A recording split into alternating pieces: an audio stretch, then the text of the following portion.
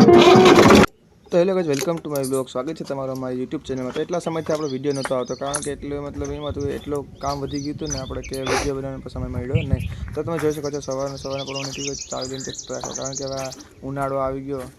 તો આપણે આ સિઝનમાં મતલબ કે ટ્રેક્ટર જ રાખવાનું છે, કારણ કે હવે ચોમાસું નજીક આવતું હોય એટલે આપણે ટ્રેક્ટરોને બધી મતલબ કે જમીનને ખેડવાની હોય, તો એ પ્રમાણે આપણે સવારના પરમાં નીકળી ગયા 4 દિન ટ્રેક્ટર રાખવા. એ પહેલાં તમે અમારી વાડીનું મોર્નિંગ વ્યૂ જોઈ લો.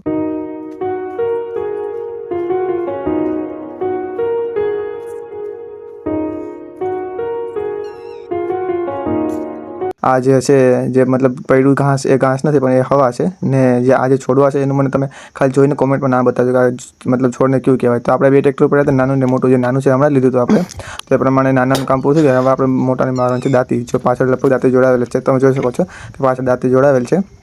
તો હવે આપણે ચાલુ કરીએ ટ્રેક્ટર, તમે જોઈ શકો છો.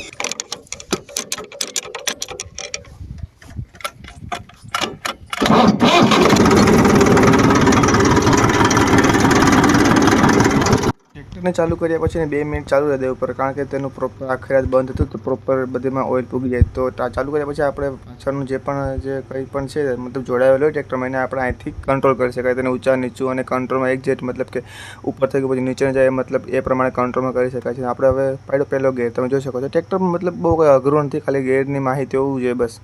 ને આમ જોવા જઈએ તો ગેર પર જરૂરી નથી. સૌથી વધુ છે સ્ટેરિંગમાં, એટલે મતલબ કે હાથ બેહાડવો જરૂરી છે.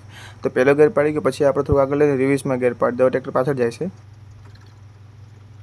જોઈ શકો છો પાછળ ગયું. હવે આ પ્રમાણે અવારનવાર વિડીયો જોવા માટે તમે અમારી ચેનલને સબસ્ક્રાઈબ કરો. વિડીયો કેવો લાગ્યો તે કોમેન્ટમાં ચોક્કસ જણાવજો. તમારા સપોર્ટથી મતલબ અમને ઉત્સાહ મળે કે આ વિડીયોમાં શું ભૂલ છે. હું પણ કોઈ મોટો યુટ્યુબર નથી, નાનો એવો યુટ્યુબર છું. તો તમે મતલબ અમને મારી ભૂલ મને કહેશો તો હું એ પ્રમાણે ભૂલને સુધારવાની કોશિશ કરીશ. તો અવારનવાર વિડીયો જોવા માટે તમે અમારી ચેનલને સબસ્ક્રાઈબ કરો. તો મળીએ બીજા વિડીયોમાં.